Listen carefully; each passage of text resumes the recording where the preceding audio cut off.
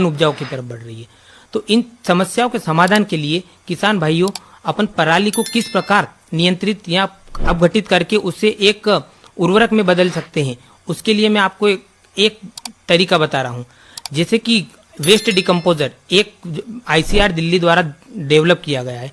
इस समय बेमौसम बारिश हो रही है तो पराली पूरी तरीके से नमी से संगठित है।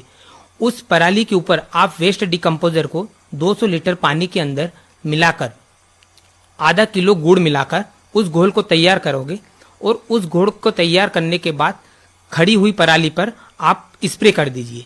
जैसे ही स्प्रे करेंगे तो वेस्ट डिकम्पोजर में बहुत लाभदायक सूक्ष्म जीव की फंगस होती है। वो फंगस आपकी जो खेतों में पराली है उसके ऊपर चिपक जाएगी। जैसे ही वो खेतों के पराली से लगेगी उसके बाद आपको मिट्टी प्लाऊ से खेत को जुताई कर देना है।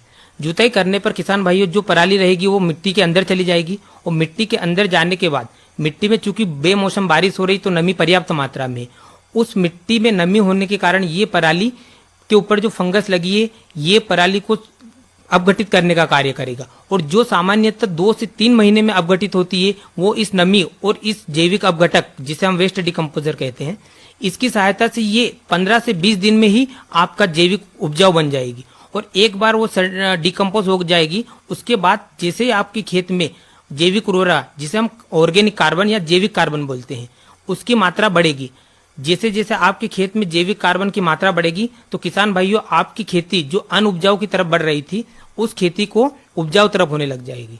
क्योंकि हमने देखा है सामान्यतः खेत में किसान उर्वरक बहुत अधिक उपयोग कर रहा है और उर्वरक के उपयोग अधिक करने से मिट्टी में सूक्ष्म जीव लाभदायक सूक्ष्म जीव बहुत कम मात्रा में होने लग गए। क्योंकि ये पूरी तरीके से जैविक प्रक्रिया है तो इसके होने से आपकी खेत में सूक्ष्म जीवों की संख्या भी बढ़ेगी और जैसे जैसे सूक्ष्म जीवों की संख्या बढ़ने लगेगी आपकी मिट्टी में उपजाऊता आएगी और उपजाऊता आने पर ये ऑर्गेनिक कार्बन जो कि आपने एक पराली को आप वेस्ट को बेस्ट बनाया है उसका उपयोग आप खेती की उर्वरक क्षमता बढ़ाने में भी कर सकता है। तत्पश्चात इसके अलावा ये जितना जैविक कार्बन आपकी मिट्टी में होगा मिट्टी बरसात का उतना अधिक से अधिक पानी संचय करेगी। क्योंकि मिट्टी केवल मिट्टी के कण पानी का संचय नहीं कर सकते हैं, उसके संचय करने के लिए आपकी मिट्टी में जैविक कार्बन की मात्रा जितना अधिक होगी उतना ही वह पानी को संचित करेगा।